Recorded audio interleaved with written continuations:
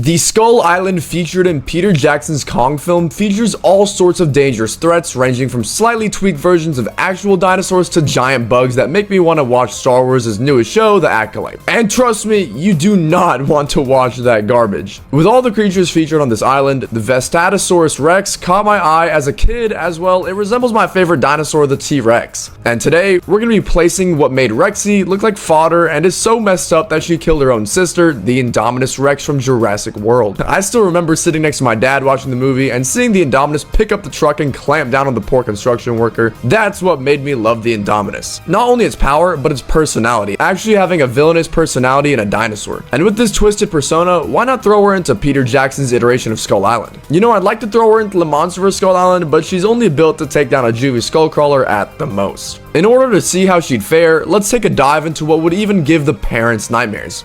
This will give the parents nightmares.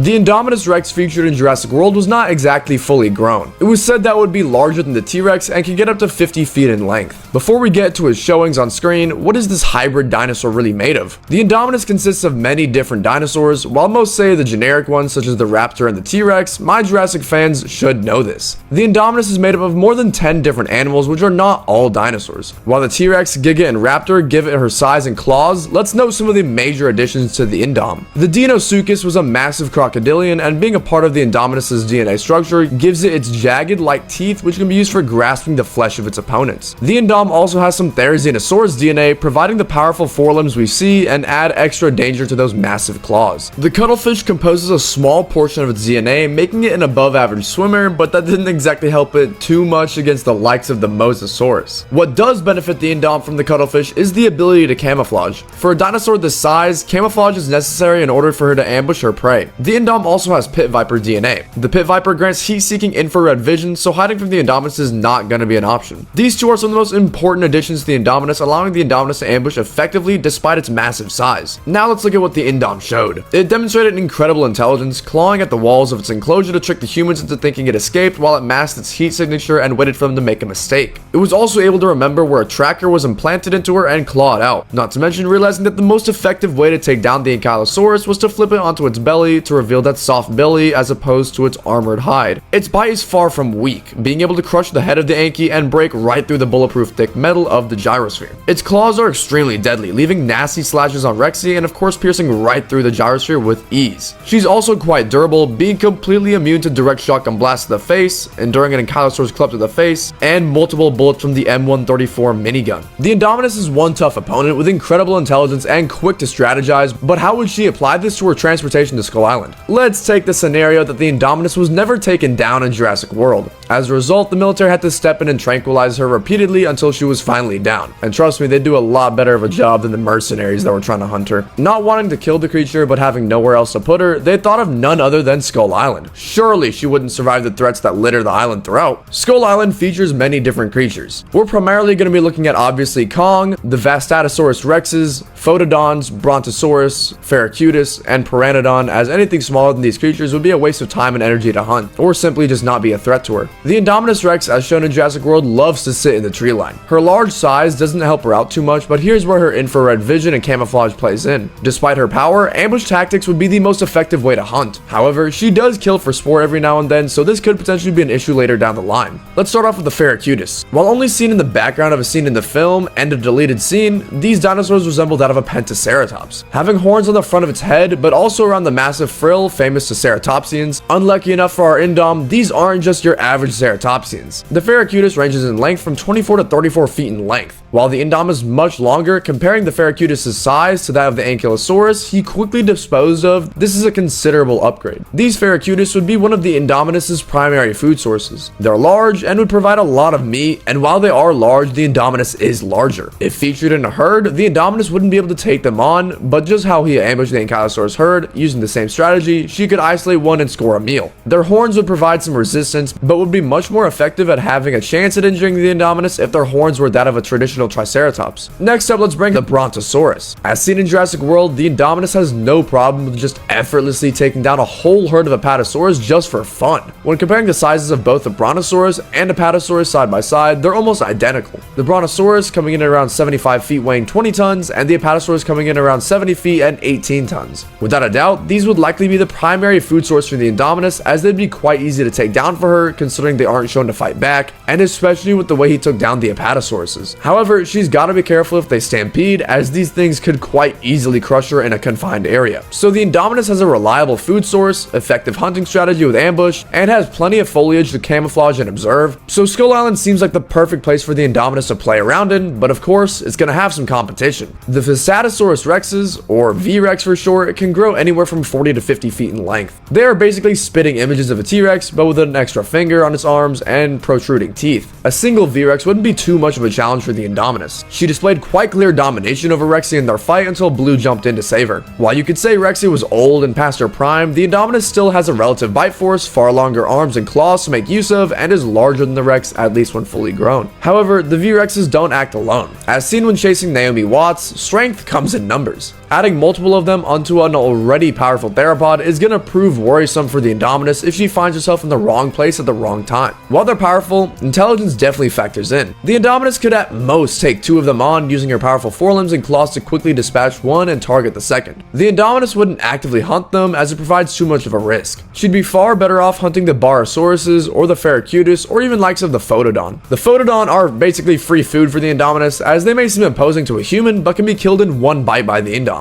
Now, if the Indom were caught in the situation where there are 3 V-Rexes, this would be far too much for her to handle, and she could make an escape into the water, as she's most likely an excellent swimmer thanks to the previously mentioned cuttlefish DNA, or simply outrun them. Now, this is where the Pyanodon factors in. When our crew on Skull Island was attacked by it, it ruthlessly killed multiple people, swallowing them whole. Despite the use of the Tommy guns, it was unaffected, but that was probably due to bullets being almost immediately ineffective when fired into the water. The Pyanodon was around 50 feet in length, and again we have 2 evenly matched creatures. However, the Pyanodon resembles more of an eel if anything. It lacks any form of usable appendages besides small flippers to help it swim better in the water. The durability and power of the Indominus paired with the cuttlefish DNA allowing it to excel in the water would prove too much for the Pyanodon. Despite the Indominus having the better weaponry, far superior intelligence, and durability, the Pyanodon has the speed. Despite this, the Indominus wouldn't have too much trouble taking it down. So again, the Indominus has an easy and reliable food source, plenty of ways to go about ambushing prey and utilizing her camouflage, and doesn't really have an actual threat, and will probably dominate the waters of Skull Island. Skull Island is, as we mentioned, a great place to dump her off into. There's only one thing standing in her way, and that is Kong. The thing with Kong is that he wouldn't hurt the Indominus like she would him. Unless there's a screaming girl that Kong loves, Kong probably wouldn't even venture towards the Indominus, not out of fear, but rather just wouldn't care. If the Indominus were to set her eyes on Kong, as she does hunt for sport, this would be an actual challenge for her. While it wasn't easy, Kong 1v3 3 V-Rexes and did this all with one of his hands occupied as he was holding onto Naomi.